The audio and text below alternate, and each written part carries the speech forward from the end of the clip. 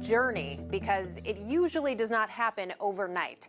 As you may have noticed, I've been on this journey myself, and like so many others, it was a big change. It was not a decision I came to quickly or easily, but it is about so much more than just the way we all look. I think it was a Fox29 viewer sent me a message and said that I should check you out, and I don't normally click on links that viewers send me, but I had a good feeling about this one.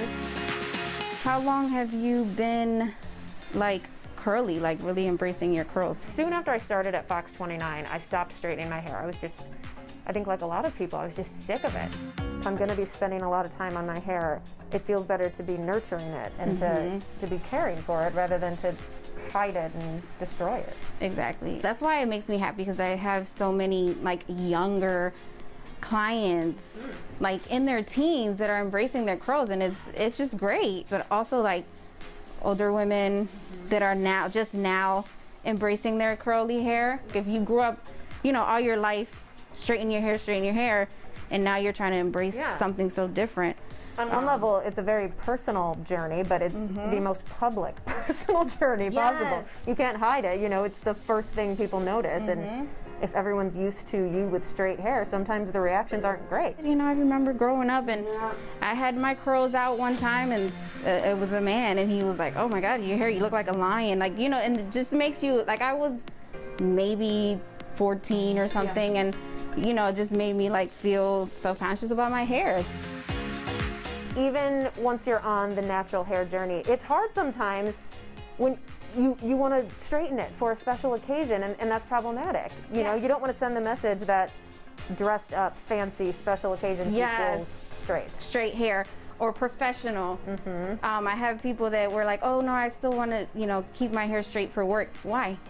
Why can't your curls be professional too? It's important to me. I don't remember ever seen anyone who looked very much like me on TV. And the Pennsylvania Interscholastic Athletic Association met today with representatives. When you have generations growing up seeing the same kinds of people and everyone generally looks the same, you start to internalize these messages that, okay, well, if I want to get there, if I want to be successful, if I want to be professional, I need to look like that. I need to look like her. I have people come in and they're like, "Oh, I don't have the pretty curls," or "I don't have those." And like, no, everyone, all curls are beautiful.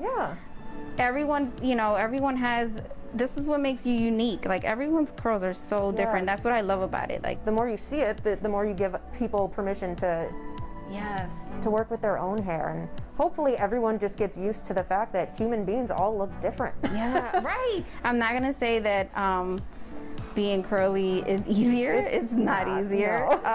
Curls have a mind of their own. There's so much to learn. There's such a learning curve to caring for.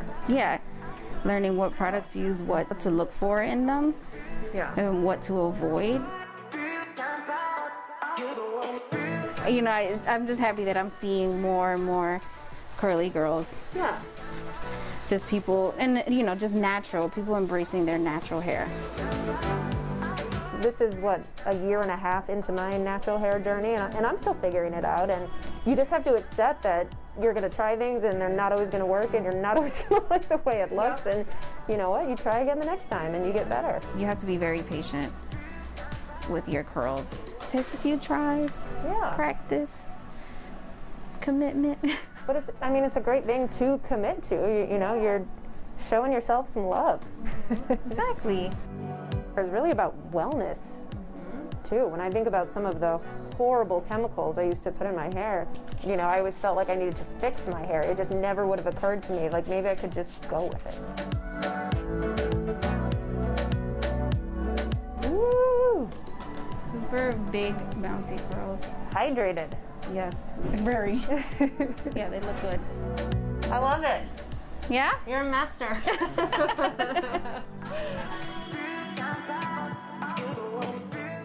It's time for you to meet my partner on this race reality special, longtime Fox29 producer, Berlinda Garnet. Here we are at her favorite salon, Duafe Holistic Hair Care in North Philadelphia. It's where she regularly comes to get her type 4C hair styled into beautiful locks.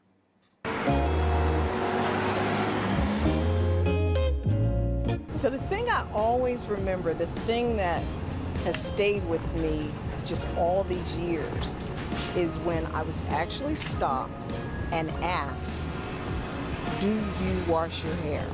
Fox 29 producer Berlinda Garnet says she initially thought the person who asked this of her was joking, only to find out he was serious. I wanted to be upset, but I think I was more in shock.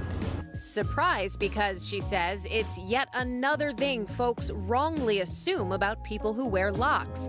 Berlinda says the style, which she started growing back in 2007, has not only built her confidence, but has helped her to best manage her 4C hair. When we're talking about really kinky hair, it is hair that requires a little bit more time. It may require a little bit more patience.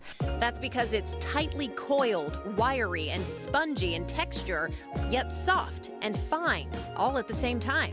It is strong, beautiful, curly, kinky hair that may require a little bit of time, but it's strong, it endures. What doesn't hold up for salon owner Syreeta Scott is the need to classify the texture the way the hair industry has.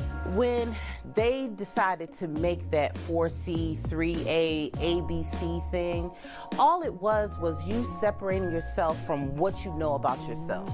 Because one person can have more than 3 textures in their hair.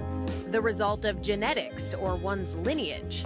Unfortunately, when you look online, it's same as classism, it's same as colorism, it's hairism. When you see 4C hair, is usually talked about in ways of it getting in the way, that it takes more time, that you can't create hairstyles with. Which Berlinda says is anything but the case.